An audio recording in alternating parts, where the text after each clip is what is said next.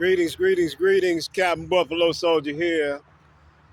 Uh, Coming at you from California this time.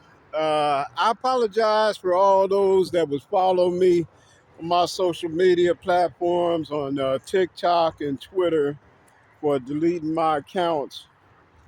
Uh, I had been disconnected from my kinfolk for a lot of years and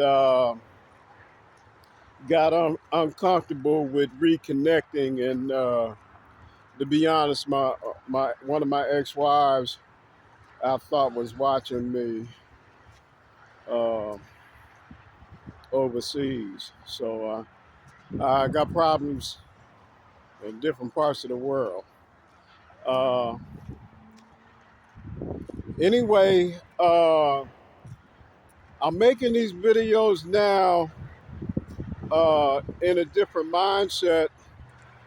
Uh, First of all, to raise $3 million. So uh, the 3 mil, not for me personally.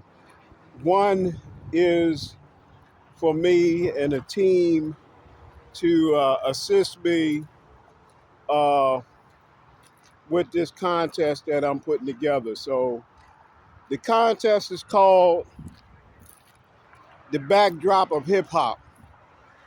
And it was a vision that I conceived when I was doing my radio show in Seattle at Rainier Avenue Radio out of Columbia City Theater in Seattle, Washington. So a great group of guys there uh, doing some different things in the entertainment business out of that theater property. Um, so things kind of fell apart for me there in Seattle. Uh, Nonetheless, I'm here in California now. And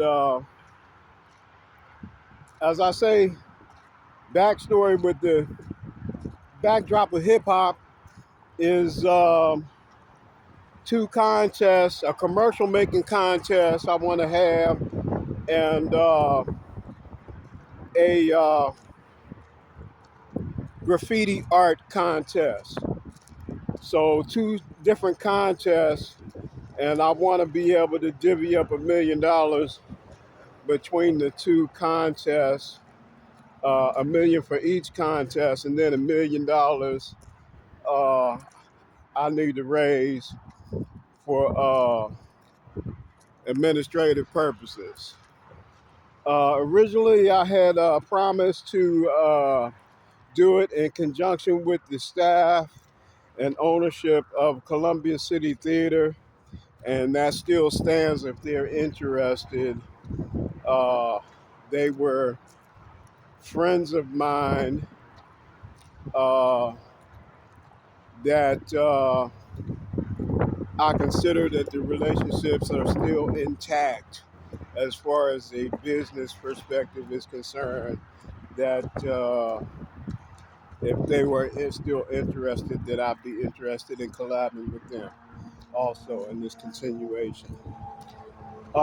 Me personally, uh, I am a homeless man, and I did have an apartment there in Seattle for a year, uh, and I'll share that story in another video. This uh, launching video is for YouTube, the new channel that I'm starting, Captain Buffalo Soldier. Captain Buffalo Soldier is a media product, a book I've written that's published on Amazon Kindle Direct Publishing, and you can purchase it there. You need the Kindle app to be able to read my book. So that's Captain, conventional spelling, Buffalo with one F, Buffalo, A-L-O. Buffalo's got two F's, but I spell it with one. The Soldier, S-O-L-J-A. Now, the one F, that was coincidental. So that was an accident, but I pretend like I did it on purpose for my original spelling. But I did choose to spell soldier, S-O-L-J-A. So Captain Buffalo Soldiers. So those two words are mine. They belong to me. So I have a copyright certificate from the Library of Congress in Washington, D.C., giving me ownership of Captain Buffalo Soldier. And it's intended to be a film. And I initially, from Seattle, went to Hollywood to do stand-up comedy. And back in the 90s, I did do shows there at the Laugh Factory, the Improv on Sunset Boulevard. But this time I did shows at the the Comedy Store and the Improv. I didn't do the Laugh Factory. I did, however, go and have Thanksgiving dinner this past holiday at the Laugh Factory. They served Thanksgiving dinner there to the homeless that day. So they serve up quite a few meals and have the comedians come in and serve the food. Paul Rodriguez, Tiffany Haddish, and such. I didn't even recognize her when I went in there. Uh, uh, I just seen her some YouTube videos and some good things and some negative things that different comedians had to say about her. Uh, Paul Rodriguez, on the other hand, he and I uh, uh, didn't have not necessarily an unpleasant exchange, but I did kind of catch him off guard, reminding him that when I asked him to help me collab and break into the business, he told me to go to the Wayans brothers because he was jealous of them, that they was all over WB. And I was disappointed in that because I had some Mexican peoples that was close to me over the years since I had come to California back in the 80s. I've been all over the world, but a dozen different countries, all the states, U.S. territories, Virgin Islands, Puerto Rico, so Alaska, Hawaii. And so I reminded him of that, and he was a little bit uncomfortable, but he didn't have nothing to say about it. Kind of tiptoed over it. And I just chalked it up to, you know, I'm older, that he obviously is older now too, and was wise enough to let that roll off his back. So, uh, anyway, the owner there at the Laugh Factory seemed to be a pretty nice guy, and was excited to hear what I had to tell him, that I was there to break into the business and improve the reputation of the entertainment business there in Hollywood, which is true. Even though I'm not in Hollywood right now, but when I did arrive there, as I say, before I had the Thanksgiving dinner at the Laugh Factory, I did do a show at the Improv, and it was my first time on the stage there, and I thought things went pretty well. Uh, and as I say, I had just hitchhiked into town, and I was very smelly, meaning that I smelled like piss, and I didn't give a damn. I just was kind of casual about it. You know, it's like old people supposed to smell like piss. But anyway, as I was hitchhiking south into California, I was caught in a bad rainstorm, and it was so cold. I had pants on, and then I had some khakis. Then I had some sweats on top of those, and I didn't want to untie my sweats to so I could take a leak. So I just went ahead and pissed in my pants, and I did that 5 or 6 times. Just went ahead and pissed on myself.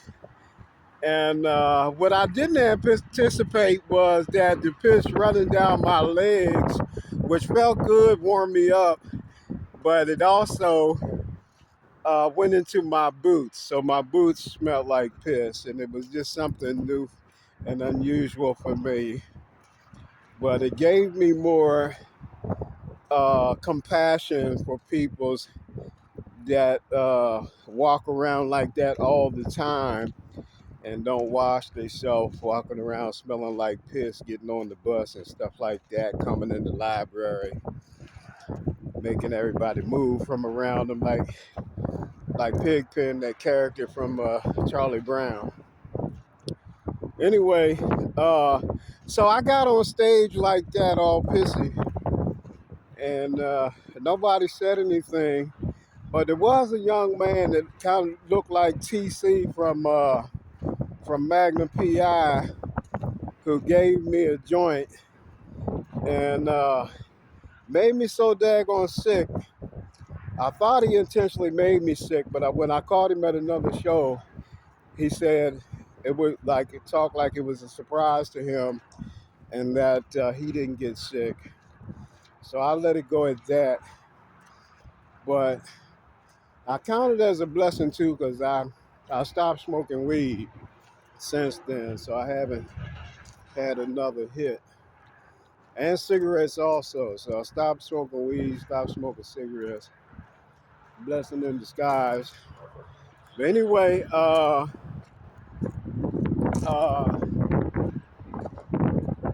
the backdrop of hip hop. Uh, Hip hop has taken a pretty serious hit from Bad Boy Entertainment. You know, so uh, we need us a bigger and better distraction than what is being provided for us thus far. And I'm believing that we can evolve. So the graffiti art is something I have a great deal of respect for. And I believe that uh, a transition is very possible, that graffiti art can be mainstreamed and that these artists can be recognized for the true genius of their art form or their style, and be able to profit from that as artists and uh, a lot of other genres have done. Uh, and alongside of the graffiti contest, I would like to have a commercial making contest, and thereby establishing a company that would do so, uh, produce creative ideas uh, in the advertising business. And I don't believe that we are finished as far as our artistic creativity is concerned regarding artificial intelligence. I'm ready to compete with the computers head to head regarding creativity and artistry, and make use of them as well. So I'm not intimidated by that. Uh, Uh, so once again, Captain Buffalo Soldier here. Uh, Amazon Kindle Direct Publishing, and my email address will come across the screen of my radio show videos out of Rainier Avenue Radio, uh, Columbia City Theater, there in Seattle, Washington. So those videos will come up along with these new videos that I'm going to be posting uh, on my new channel, thereby raising $3 million for such. Okay, so until I figure out how to do the what you call the donation thing, uh, y'all know what I'm talking about. Anyway, uh, my Cash App is Ghetto Upgrade. So all one word, Ghetto Upgrade. So that's how you can break me off. Uh, I have never had a greed or envy or jealousy, and and for that reason, I haven't chased money. But uh, I believe that for righteousness' sake, that we will contribute to make it happen for us. So with these contests and the efforts that I'm making, including the purpose of my book to be made into film projects and a series, is to build an organization that will provide a safety net for people socially around the world that need some help. So I'm talking about raising the standard of living for us all to where we can set aside uh, any type of social differences that would hinder us from pursuing our best lives. So, yeah, I'm one of the people's John Lennon was singing about the dreamers, but I actually believe that my vision will come to light. So, while previously in telling you all these things, there would be the common thought to say, "Oh, this man just one that's trying to solicit money," but the solicitation comes with purpose for us. So people commonly believe that our public officials have got things under wraps and can provide all the answers. And I was at Maxine Waters' office, in ignorance, attempting to collab and spit some ideas and possibly get some federal dollars to make some things happen. But as what has come to light in our new political understandings is that uh, they were never interested in solving our problems to begin with. So the numbers of the homeless continue to grow, and our problems around the world continue to get bigger and bigger. And you know, I, it doesn't seem that uh, there are any interests apart from building more prisons, creating more pollution, and more oppression for the masses of people, poisoning the air, the water, the land, and nothing good, So I believe that if we heal ourselves and take care of ourselves and improve our social conditions and more uh, mortality rates, and allow our children to live and thrive and to nurture them, that we would produce the one that would provide us the answers to the questions that we ask on how to heal the world, as Mike was talking about, uh, and truly make it a better place. So Hollywood is not. I'm not the opportunist that come that uh, you know I want to be a star. It's it's not that. I'm forced to become a star because no star has produced the vehicle by which that I can get the help that I need, as well as the other peoples that need help. So I have spent my life fighting with the system. Uh, I'm unable mentally to bow down low enough to be able to receive services and the help that organizations provide. So my video is going kind of long, and I seen some people posting long videos, so I'm going to do that. So those of you that bear with me, uh, I promise to entertain you as well. So let me do that. I had a friend in in other words, I'm going to tell some jokes. Okay, I'm on my way to the store and cutting through. I'm looking at one of my ravens that follows me. I'll be feeding them sometime.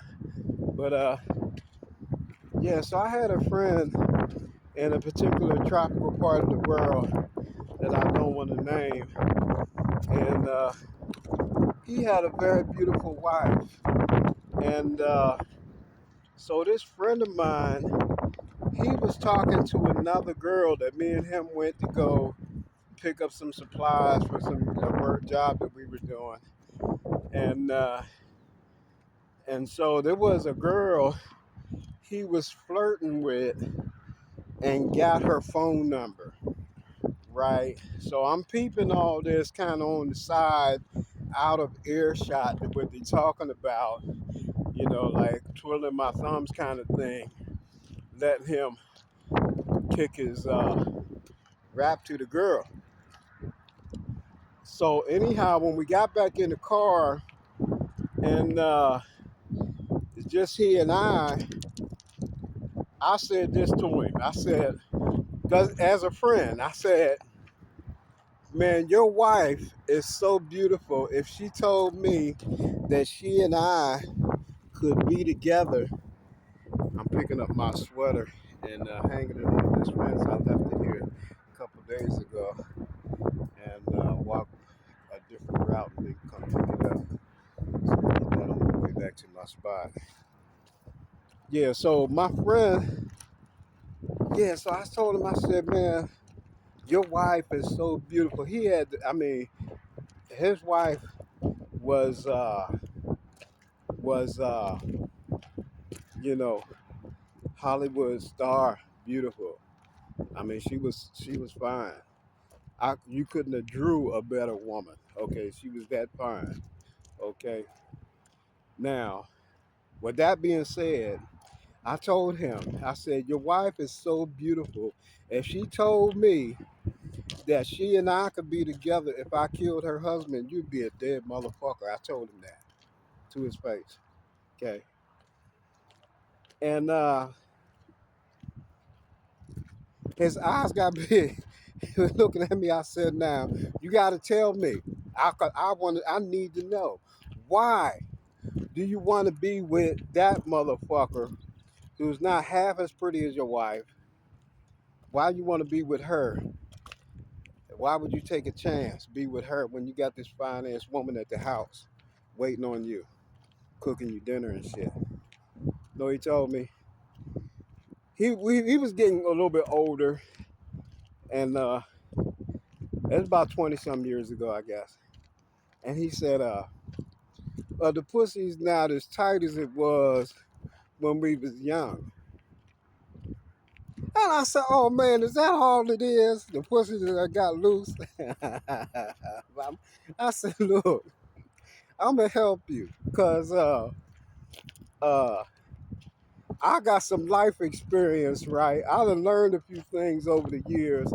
And in all my travels and the weird jobs that I have had have also trained me, taught me, right? So,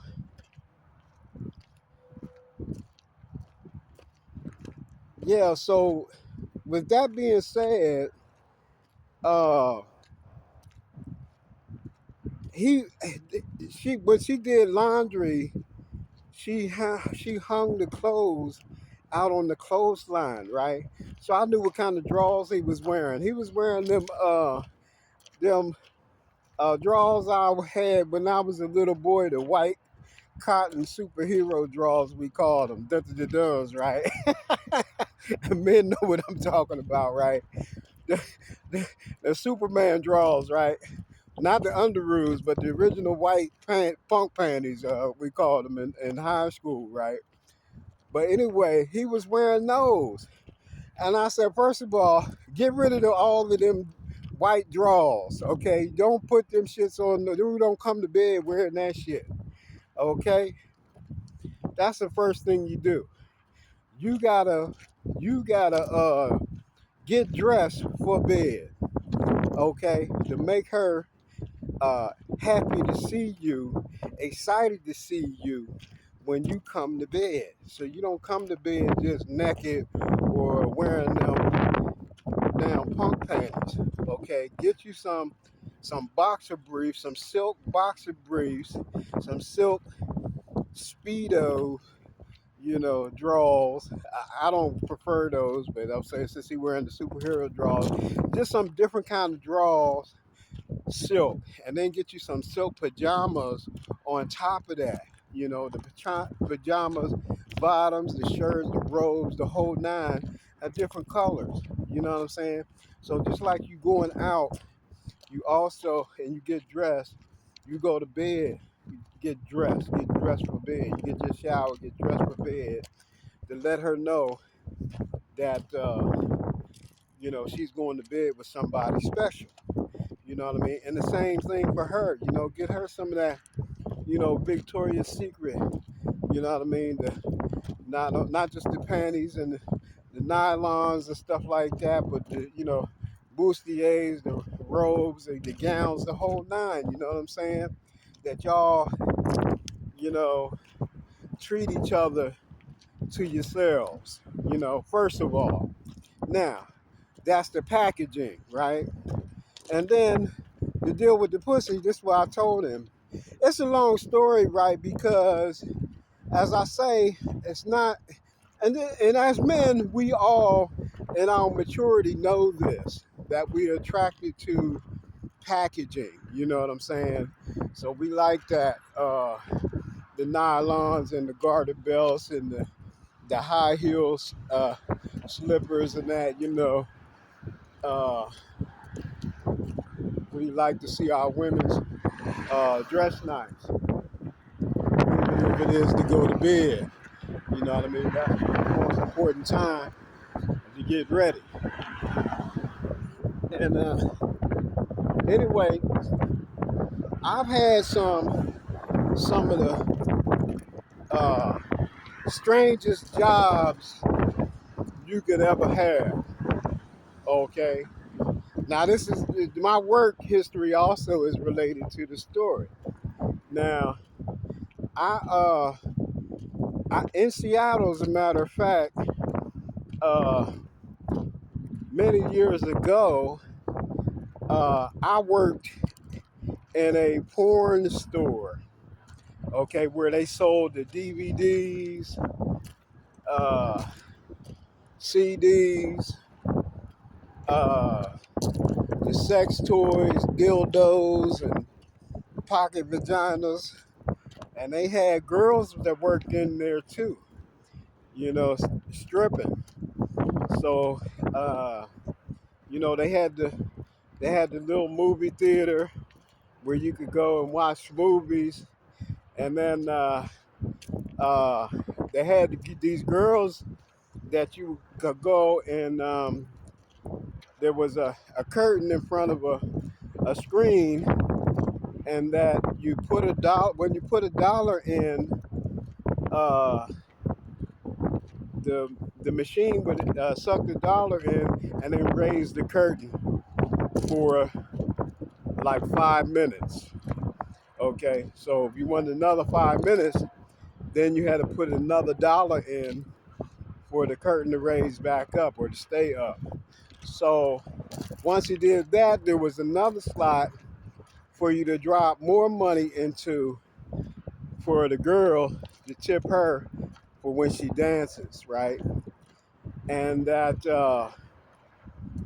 I was I wasn't there as a customer, okay. I was there as an employee. I was not that I was dancing or anything, but I was the janitor. So it was my job to clean up all the nut. So men would go in there and jerk off, and then I would come in and clean up afterwards, right? So I had all kinds of spray bottles. I had gloves that come up to the elbow, rain jacket, apron, helmet, and face shield. Yeah, so the only thing I couldn't do anything about was the smell, but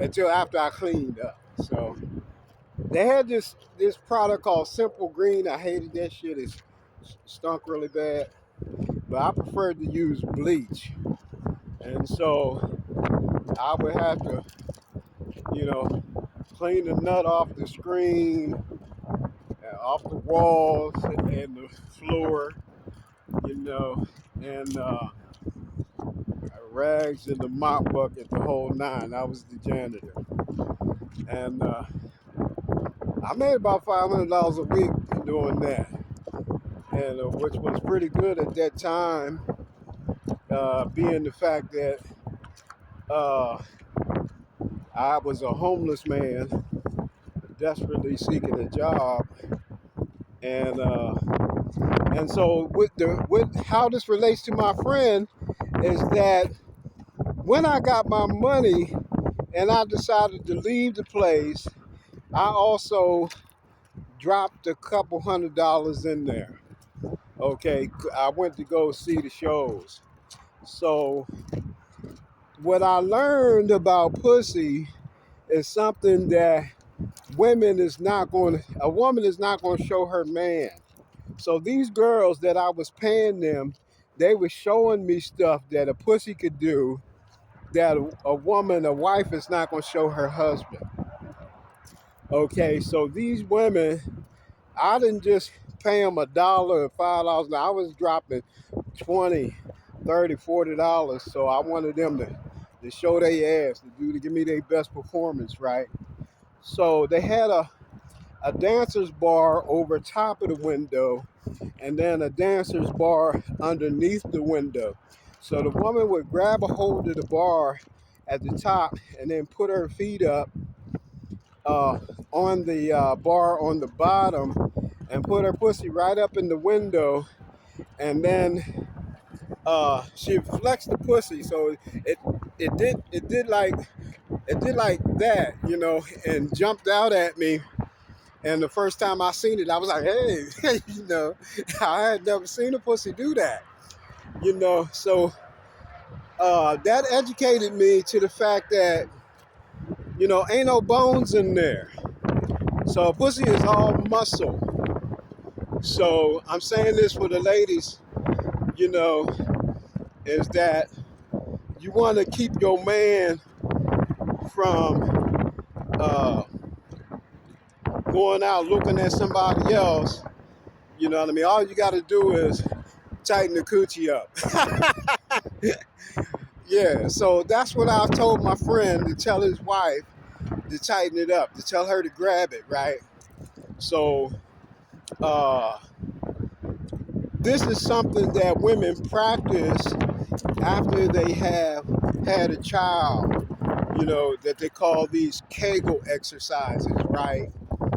And that's basically contracting it in the grabbing action.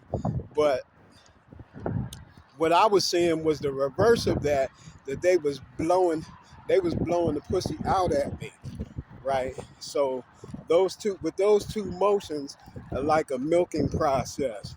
So uh, uh, the pussy have a lot more tricks to it than what a lot of men is able to experience, because they don't.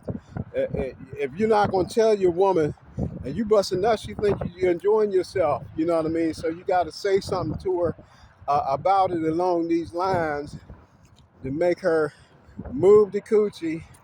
She don't have to. She don't need to move her ass to move the coochie. That's not what I'm talking about. Even though she could do that, and you will feel a difference, right? That wash machine action, but uh, the pussy itself is moving. That she can do that, so that would change your sexual experience. So that's what I told my friend, and God willing, I think he and his wife continue to enjoy each other, and he didn't have to run around chasing uh, thrills that he thought was in other places. Yeah, so if you don't say nothing to your woman, she'll just lay there and let you fuck her. A lot of them, they be just lazy with it, and thinking they're giving you something special, just opening their legs, you know, and uh, and they want to point the finger at you that you need to have more dick, or you need to be more entertaining or anything like that, which is a lie, you know, that uh, women have been trained to deflect uh, their sexual disappointment onto a man, that we ain't doing what we supposed to do, or we need bigger penises. No, that's not true, because the pussy can change sizes. That's the secret that women have not told y'all. The pussy can change sizes. So a lot of men know this, but it's not something that men commonly talk about. But that coochie can have a lot of power to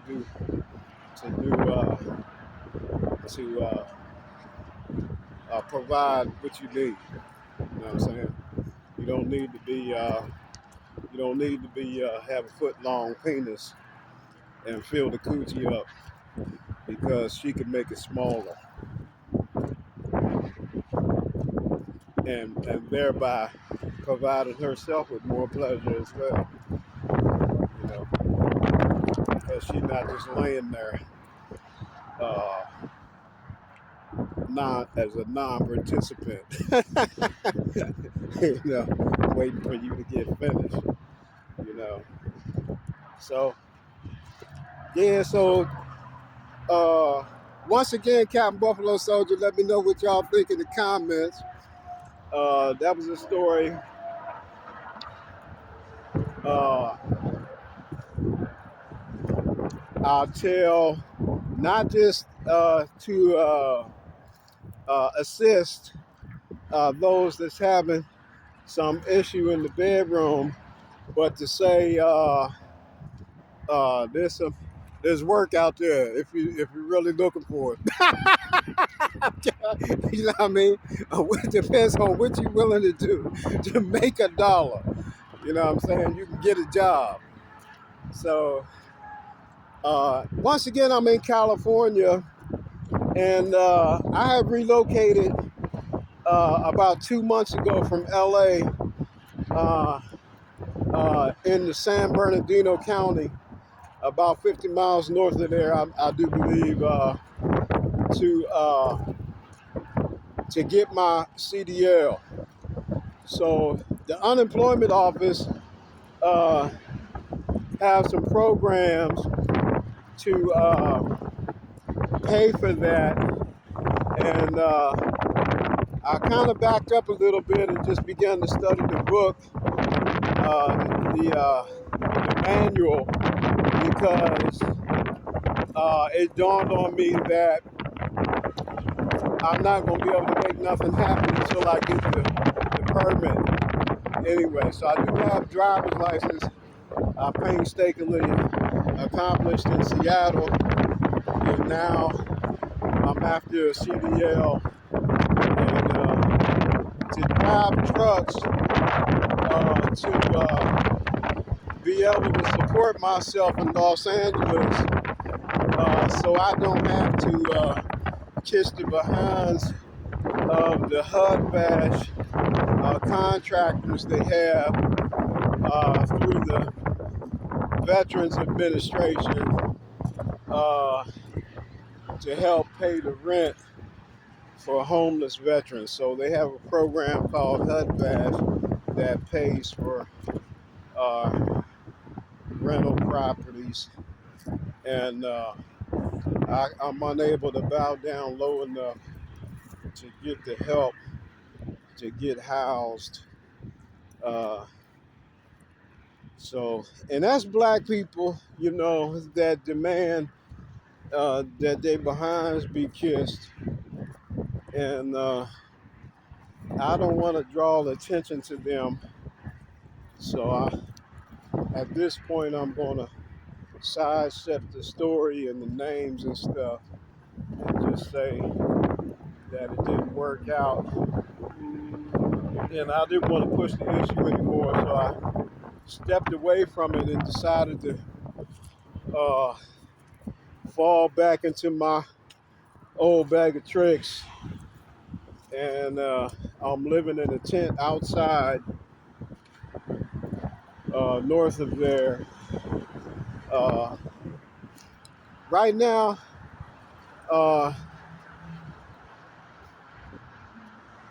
surviving on social welfare. As I said, uh, being able to have the basic necessities. Now, that don't mean I get to eat steak and potatoes, even though because of the fires that a lot of fast food places are now taking the EBT benefits. But I'm eating mostly ramen noodles, and I doctor those up. Sometimes trying to make spaghetti and different salads, tuna salad, and you don't have to cook those ramen noodles. If you mix those with the tuna and mayonnaise, the those oils will soften it up, and it'll turn into a nice macaroni salad. And I learned that in jail. And bringing my story around full circle to say that for me to be able to have the funding to pay for the school, the truck driving school, I need to go into LA County. Look at somebody on the freeway stopped on the road with the hood up.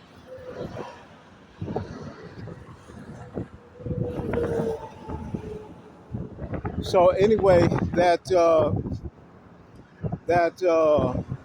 they have money for people that have a criminal record. So I have to have had some court dispositions to be able to get the funding.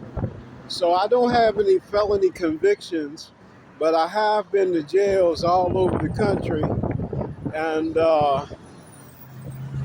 spent some time on different occasions in Los Angeles and LA County Jail and other jails around California. So I spent more of my life in California than I have in any other state even my home state of Pennsylvania.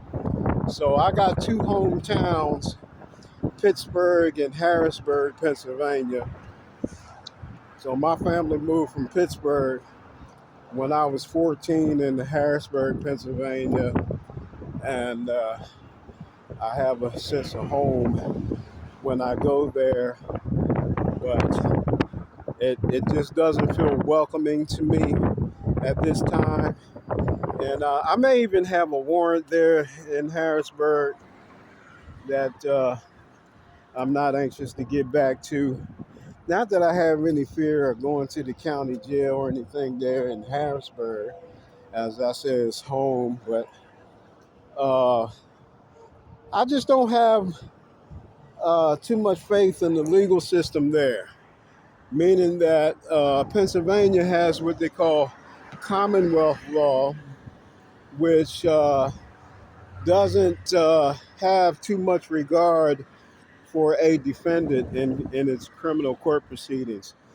In other words, uh, they can convict somebody without that person even participating in their face uh, in the court. So they have laws by which they can bypass a defendant and declare that defendant guilty and and move on, rather than letting that person enter a plea of not guilty and defend themselves against whatever they were accused of, as what is commonly done in the court of law. So uh, I haven't been so interested as to study Pennsylvania law to discover what the hell it was that they did to me at that time, of how I discovered this uh, loophole in favor of the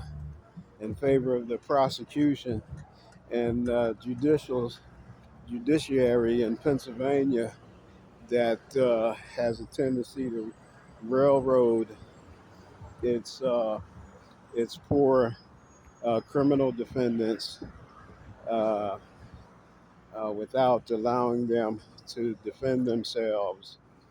Uh, and maybe it was because I wasn't interested in counsel. So and when I if I have to if I have to deal with the legal system, I'll do so as a pro se or pro per defendant, meaning I would represent myself in court, and they have a tendency to frown upon that and mistreat someone who is self-represented.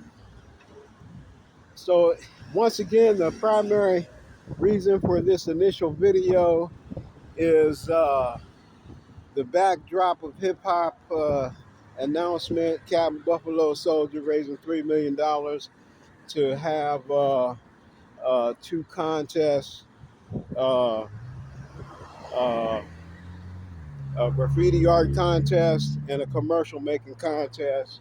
And with the commercial making, uh, it is will be that I will solicit uh, advertising business from businesses to make the contest a reality, as far as a pool of advertising ideas to draw from, a pool of companies to draw from to bounce those ideas off of. In other words, uh, it's my intention to offer some free advertising to those companies that participate in this contest. That So yeah, Captain Buffalo Soldier once again coming at you from California, the backdrop of hip hop, raising $3 million, and yeah. So the idea is to build an organization by which would provide a safety net for those in need of one, uh, one that does not help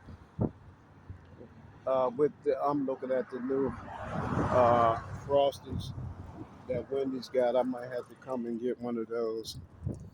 Uh, Depending on who's working there, sometimes the people try to poison me. Yeah, I'm making a video, son. Y'all see looking at me. Yeah, so the organization that I'm talking about, I got the initial idea from the rehab industry. So you have these organizations uh, that had initially back in the 80s been a dime a dozen providing rehab to all the drug addicts, right? So crack really bumped it up to the next level as far as this booming business was concerned. And then all the addicts that got clean became the the counselors and the workers and the social workers and the people that ran these organizations.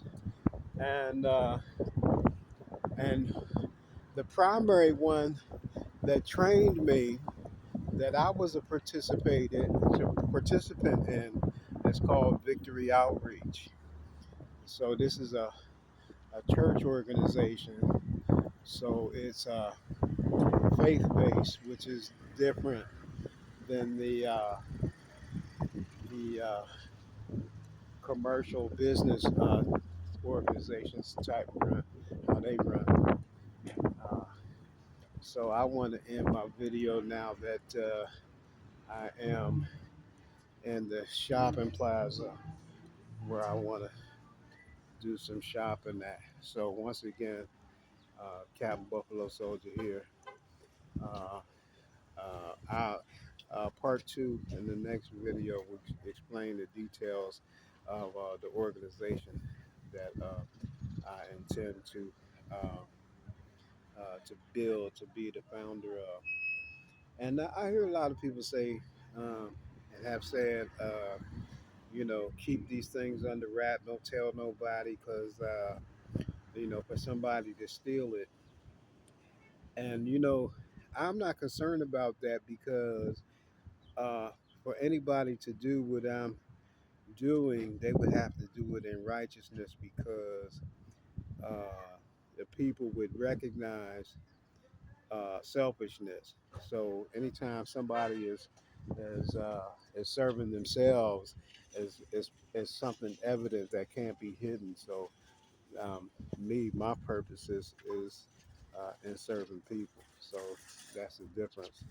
So Captain Buffalo Soldier here once again. Uh, Thank you for your time. Peace and love here. Ciao.